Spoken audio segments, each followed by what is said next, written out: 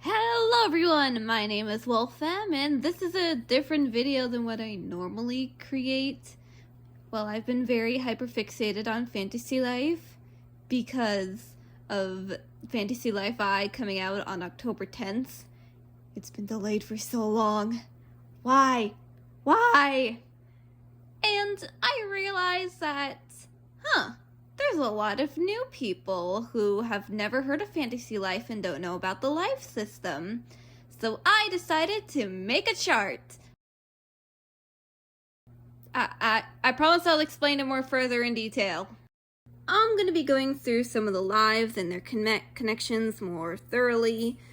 However, since the farmer life and the painter life are new, I don't have a whole lot of information. Just what I've seen in like trailers and stuff. So bear with me on this one. Now then, let's first start off with the paladin. The paladin uses swords and shields.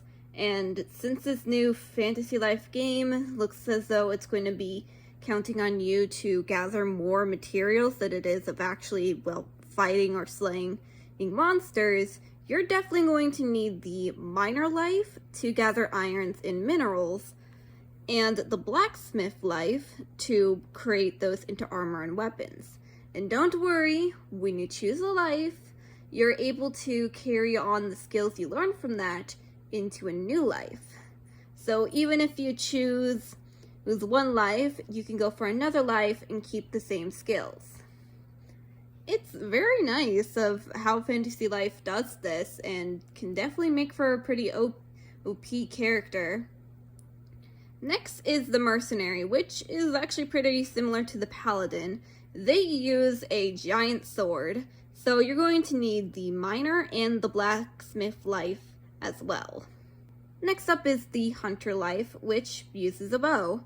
You're going to need the woodcutter life and the carpenter life. The woodcutter to gather wood and the carpenter to not only create bows, but also furniture and stuff, and there's going to be a lot of decorating in this new game, which I'm really excited for. Next is the magician, which uses magic.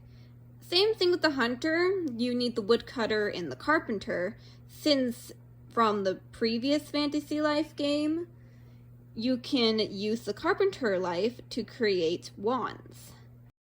Plus, you're going to also need the alchemist life to create potions. The magician uses a lot of SP to cast spells, so it's very important to get as much potions as you can. Next, I'm actually going to go for the angler, which is one of the gathering lives, which allows you to catch fish. Now, the best lives for this one would also be the woodcutter and carpenter, since you'll be able to create new and stronger rods.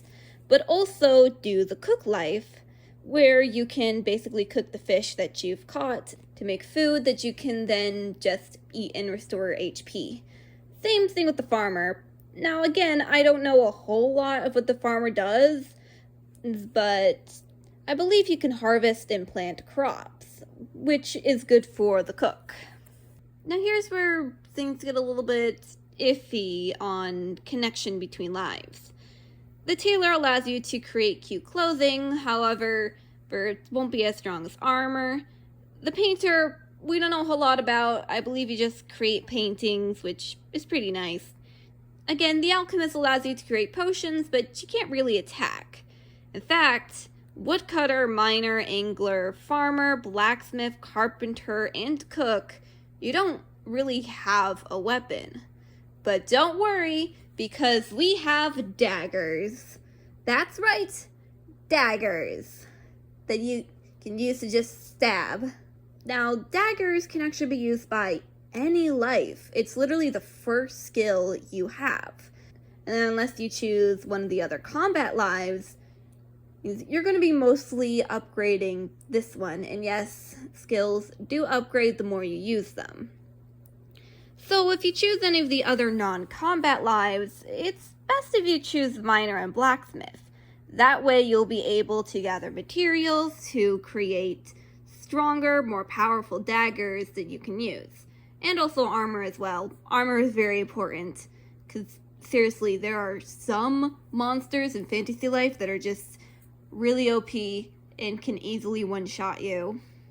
At least from the 3DS game. Again, we don't know a whole lot exactly of what's going to happen in Fantasy Life I, since they've kept it a secret for a very long time, and have constantly been delaying it. But again, I'm really excited. I wanted to make this short video with this chart, explaining the different connections. And of course, you can choose whatever you want. You can be a mercenary and still cook food, or you can be an angler, or in a blacksmith.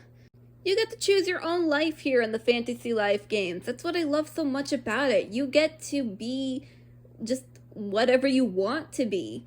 And it's such like a nice slow pace too, which I hope that they kept the same in Fantasy Life I, where you would have these long break times between the story, which will allow you to gather materials, the XP, or just do your life quest.